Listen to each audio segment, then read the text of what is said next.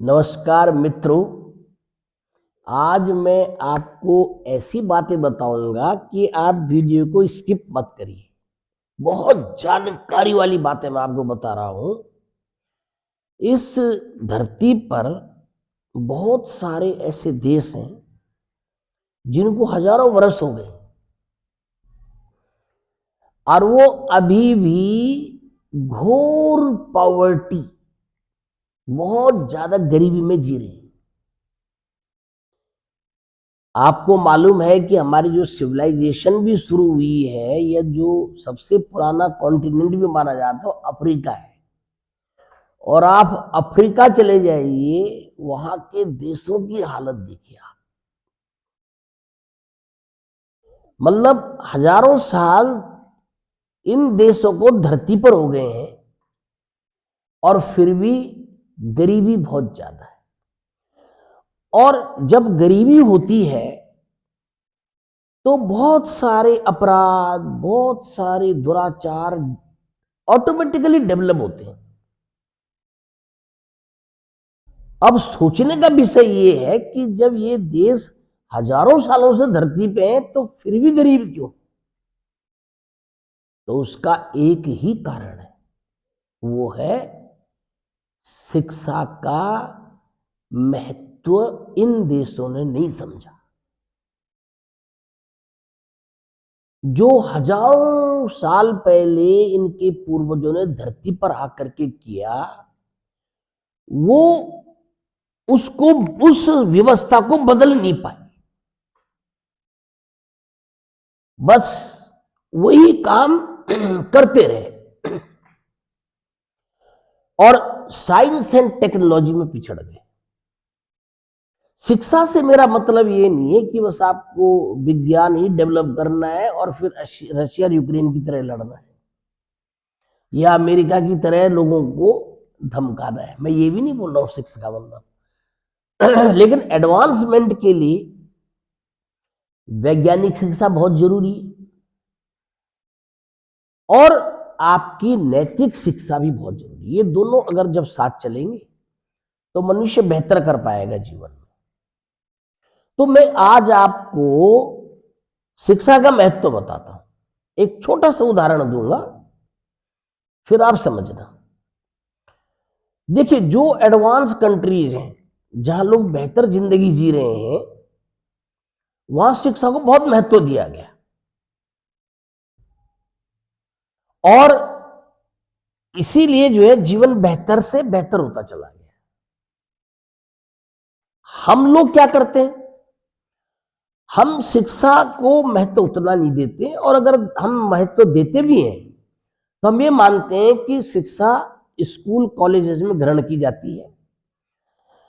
उसके बाद पेरेंट्स अगर बच्चे पर पैसा भी खर्च कर रहे हैं शिक्षा के ऊपर, कोई बीटेक कर रहा है, कोई जो है वो एमटेक कर रहा है, कोई जो है नीट का एग्जाम पास करके डॉक्टर बन रहा है, या बहुत सारे एमबीए कर रहे हैं, बड़ी अच्छी अच्छी नौकरियों पे लोग जा रहे हैं। यानी कि हमने अल्टीमेटली शिक्षा का मतलब ये समझा हुआ है कि बस शिक्षा हम इसलिए ले रहे हैं ताकि बच्चे को कोई बढ़िया नौकरी मिल जाए और उससे हम अच्छा पैसा वैसा कमा लें। बस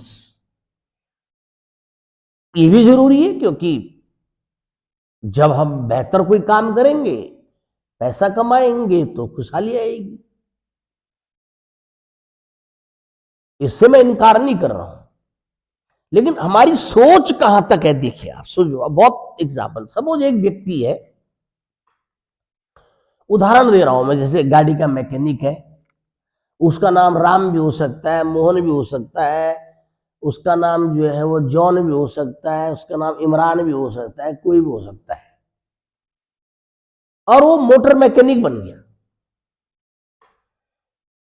ठीक है, मान लिया चलो उसका नाम इमरानी है या राम है, वो मोटर मैकेनिक बन गया। अब मोटर मैकेनिक बन गया, उसकी बहुत अच्छा मैकेनिक है, दुकान उसकी बहुत बढ़िया चल रही है, लोग दूर दूर तक उसके पास अपनी गाड़ियों को लेकर के आते हैं कि यार इसके हाथ में बहुत कुछ जस है और एक खट से गाड़ियां सही कर देता है और थोड़ा पैसा भी कम लेता है, तो फेमस हो जाता है बहुत सा आदमी। अब वो व्यक्ति जो खूब पैसे कमा रहा है, करेक्ट, मोटर मैकेनिक बना हुआ है, तो उसके आसपास उसके दोस्त हुए, रिश्तेदार हुए, मोहल्ले वाले हुए, उसकी तड़क भड़क देखते हैं। वो दिन में ही तो गाड़ी के नीचे घुस करके गाड़ी ठीक कर रहा होता है, काले कपड़े पहने होते हैं, लेकिन जब वहां से बाहर निकलता है तो महंगी गाड़ी, मोटरसाइकिल फर्स्ट क्लास, क्योंकि 1-1.5-2 लाख रुपए महीने में कमा रहा है। तो उसको देखकर उसके रिश्तेदार भी इन्फ्लुएंस होते हैं, मोहल्ले वाले भी इन्फ्लुएंस होते हैं कि यार देखो कितना पैसा कमा रहा है। बहुत से ऐसे ही बोलते रिश्तेदार की जा भाई ऐसा है, ये हमारा बेटा कुछ नहीं कर रहा, इधर इसको भी सिखाते अपने गैराज में लेके, ये भी तेरे से कोई काम करने लग जाएगा। बड़े बड़े घरों से रिश्ते भी आते हैं उसके लिए, क्योंकि बहुत अच्छा पैसा कमा रहा है। अब हमारी सोच यहां तक है, ये देखिए, हम जो भी काम कर रहे हैं इतनी सोच के साथ कर रहे हैं। आप बहुत सारे लोग मेरे से सहमत होंगे, मैं आगे क्या बोलना चाह रहा हूं। मैं ये चाह रहा हूं कि, मैं ये नहीं बोल रहा हूं कि हर आदमी वैज्ञानिक बनेगा, हर आदमी जो है वो बहुत ज्यादा जीनियस बनेगा, लेकिन हर आदमी इस देश को बेहतर बनाने के लिए डायरेक्टली और इनडायरेक्टली कंट्रीब्यूट तो कर सकता है, ये तो मानोगे। अब मैंने आप यहां तक बता दिया आपको, मान लिया मैंने कोई दुकान ही खोल ली, चाहे मिठाई की दुकान खोल ली, खूब मिठाई बिकने लग गई, वाह वाह खूब पैसा आने लग गया, तो बड़ा हो जाता है। किसी की कई चीजें हैं, व्यापार तो व्यापार ही है, खूब पैसा आता है। तो हमारी सोच यहां तक है। जिन देशों के नागरिकों की सोच यहां तक होगी, उनको डेवलप होने में हजारों वर्ष लग जाते हो, फिर भी डेवलप नहीं होते। अब सोच कहां होनी चाहिए? सोच यहां होनी चाहिए कि वो जो मैकेनिक बना, मैं उदाहरण दे रहा हूं, अगर किसी पढ़े लिखे व्यक्ति ने, किसी बड़े वैज्ञानिक ने मोटर कार का आविष्कार ही नहीं कर रखा होता, तो राम मोहन या इमरान किसका मैकेनिक बनता? आप ये सोचो ना। आज अगर उसकी जिंदगी खुशहाल बनी है, बेहतर बनी है, तो किसी व्यक्ति ने अपना पूरा जीवन लगा दिया शिक्षा को ग्रहण करने में, और ये सोचकर कि कैसे मैं इस दुनिया में लोगों को बेहतर कर सकता हूं, खुशहाल बना सकता हूं। तो एक व्यक्ति के परिश्रम ने, उस शिक्षा ने एक दूसरे व्यक्ति को रोजगार दिया और उसको बहुत बेहतर बना दिया। तो ऐसी बहुत सारी बातें मैं धीरे धीरे आपको बताऊंगा, लेकिन हमारी हर उपलब्धि, जिस व्यक्ति का दूर दूर तक पढ़ाई से कोई वास्ता नहीं है, वो भी आज अगर अपनी रोजी रोटी कमा रहा है ना, तो शिक्षा की वजह से कमा रहा है। इस बात को समझिए। इसलिए पढ़ाई लिखाई को कभी डिस्करेज मत करिए। बहुत से लोग लापरवाही से, हिंदुस्तान में तो मैंने बहुत देखा है, मैं पाकिस्तान नहीं गया, जाने की जरूरत ही नहीं है, बांग्लादेश नहीं गया, जाने की जरूरत ही नहीं, श्रीलंका नहीं गया, जाने की जरूरत ही नहीं। क्यों जाए, उनसे बेहतर तो हम है ना। तो हम अपने देश में भी देखते हैं, क्या करेगा पढ़ लिख करेगा भाई, मतलब बहुत मजाक में लेते हैं शिक्षा को। तो ये सोचने का विषय है।